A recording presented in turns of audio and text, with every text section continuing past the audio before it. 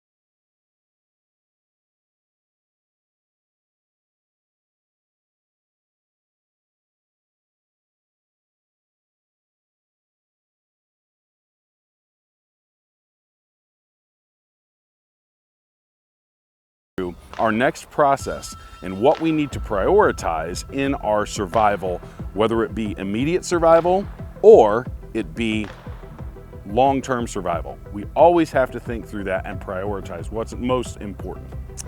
And this brings us to our next point. I think this one is as important as having a survival knife or a fire starter or a tarp or even a jacket in a real-world survival situation. Because this is being positive. I think positivity is the most important tool that we have in our toolbox, because if we have a negative outlook, if we tell ourselves we're not going to make it, you're absolutely right. You're not going to make it. So having positivity on your side is the most important thing when it comes to mindset. And this can be a very powerful tool. So how do we do this when things are stacked against us? I think it's stuff like celebrating the small wins. Hey, I found a dry place to sleep. Hey, I was able to build a fire in a wet terrain. Hey, I found some food. All of those little things that add up and help you stay positive in a negative situation. The next thing is, I think, keeping track of what's going on. If you have something to write with, write down your thoughts. A lot of people from battlefields and from wars took solace in the moments that they had to journal, the moments that they had to write things down, how they were feeling. And then they were able to look back and say, wow, I was able to make it through because I was tracking how I was feeling and what I was saying and understanding where I was at mentally and physically. And I think the other very, very important part of this, and personally for me, my faith is a big part of my life. And if we have faith to fall back on, if we can trust in God in these situations, that's going to put us ahead when it comes to surviving the unsurvivable. The next step is visualization and planning. This is a powerful tool because it keeps our minds occupied, but also allows us to be motivated for the next move.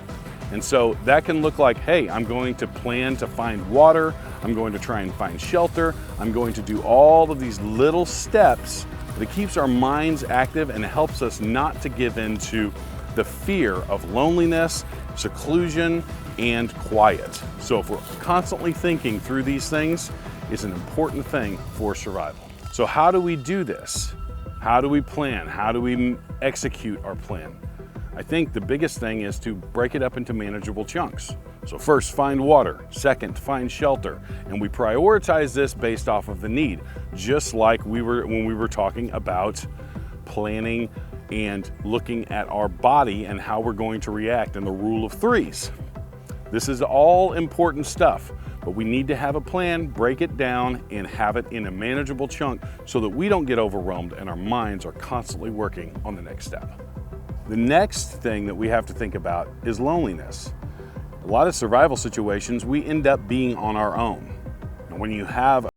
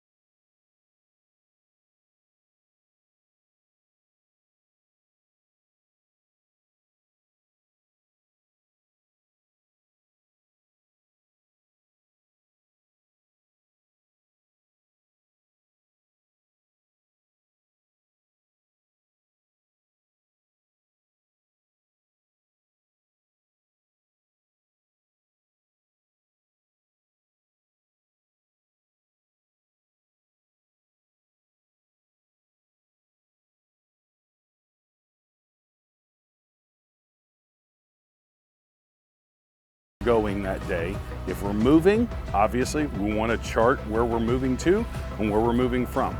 But routine is a huge part of survival. But what happens when things don't go as planned? What happens when you have to adapt?